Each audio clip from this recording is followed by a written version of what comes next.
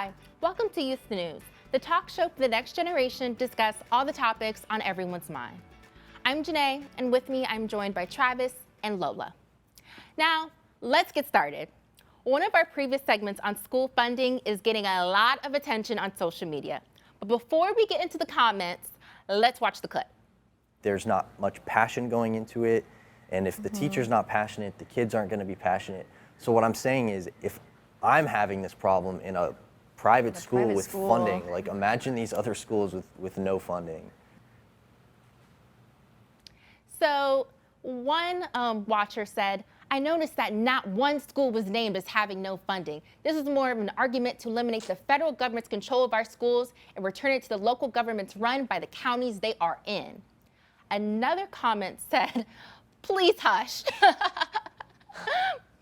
And so as you can see, a lot of people were going back and forth on our comments about our segment, but what do you guys think?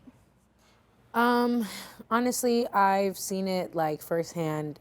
These schools these low-income schools, they need more funding. Like, there's no debate about it. There are just, I guess in my opinion, basic necessities that all children should have in order to help them grow from a young age. And they don't have it just purely because of funding. Crayons, books, paper, and it also causes a lot of teachers to, teach for the wrong reason. Yeah. Like I was talking prior, like a lot of people who work at low-income schools, a lot of them have access to having their school fees, like maybe if they graduated from like undergrad or master's, they get paid off just for working at low-income schools. Like their loans and like stuff? Their loans and stuff, they get paid off, and then it creates teachers who don't teach for the right reason. They're not actually putting in any work. They're not actually buying any supplies out of their own pockets because they don't see anybody else putting in funding. They also don't think they need to put in any type of funding to help these kids as well. No, and what's crazy is I did some research in Florida. If you want a grant to give money to these schools, the money doesn't go to the school directly. It either goes colleges, community colleges, or the county themselves. So let's say there's a low-income school in a county filled with a bunch of other schools that are maybe well or better well off. There's not a guarantee that they'll even get that money because it goes to the county and they decide how they distribute it. That's not okay. That's not okay. It's not. What do you think, Travis? You were in the segment. Well, right. I mean, like, I want to see a comment with like a respectful, like a logical argument, I guess, to against like what we were saying. I'm not over here like saying for sure I 100% believe that schools need more funding, but what I am saying is that the school system right now has so many problems. And of course, I think with the current money we have, we could probably do better with it. Absolutely. But we probably need more funding too. I don't have the statistics of what we're getting. Right. But I mean, kids should not be graduating and now hating writing, hating reading. I agree. And not knowing what they're gonna do with their life.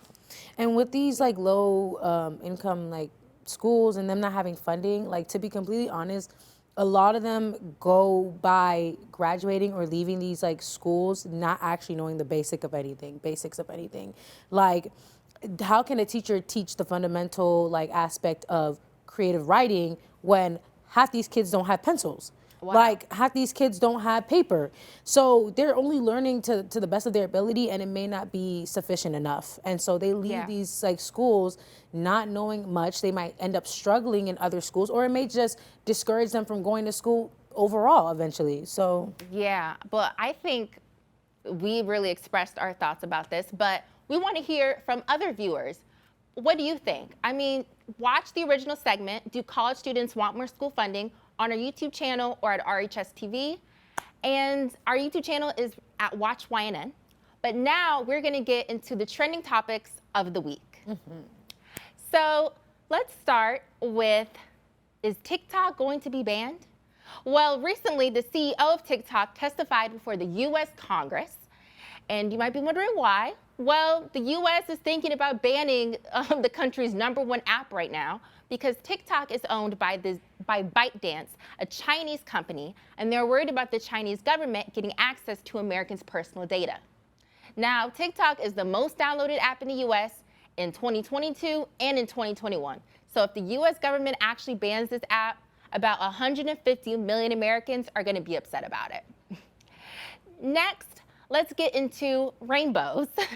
So recently, a Wisconsin elementary school has decided to ban the song Rainbow Land by Miley Cyrus and Dolly Parton from a first grade spring concert over concerns that it would be too controversial.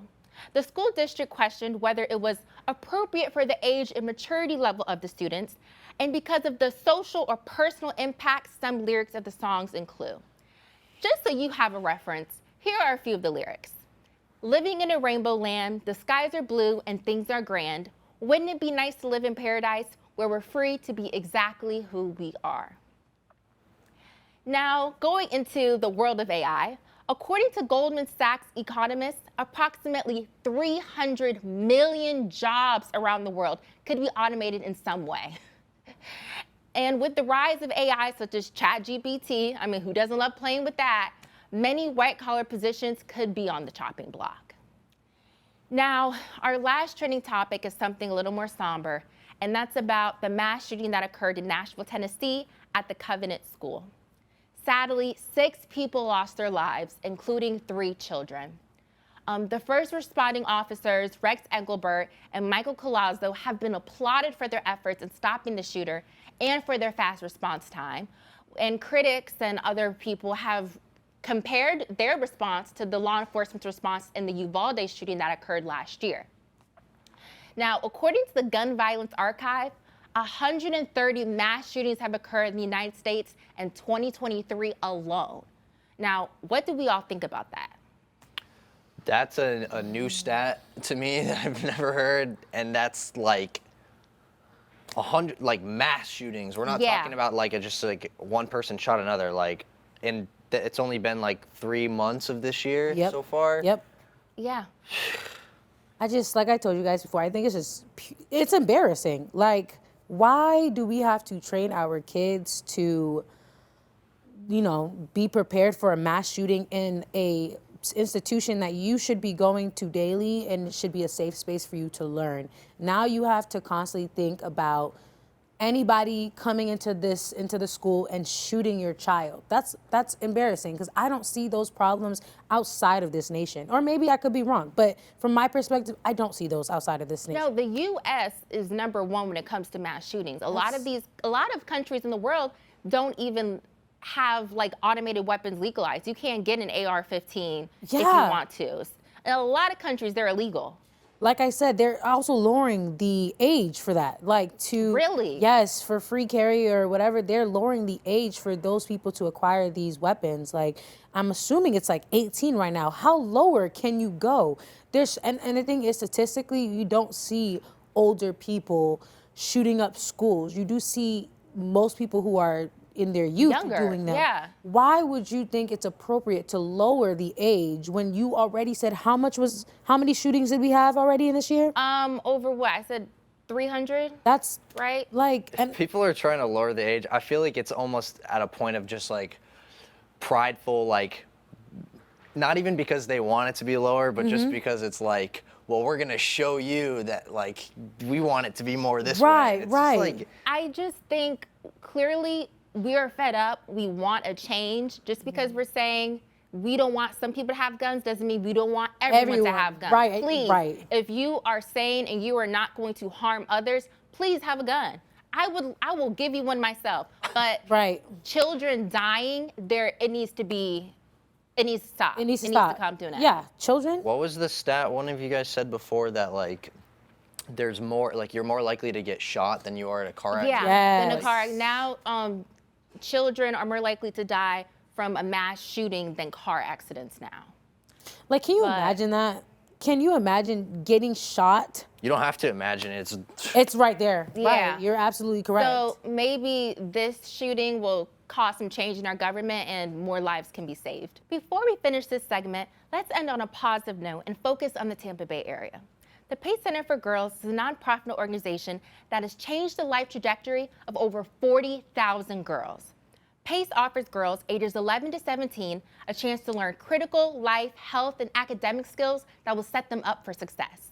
Recently, girls from the Hillsborough location toured our studio, and we're excited to learn all about the Youth News Network and the broadcasting industry as a whole. Thank you, Travis and Lola, for joining me today. And that will be a wrap on our segment. Please stay tuned to watch more of our conversations.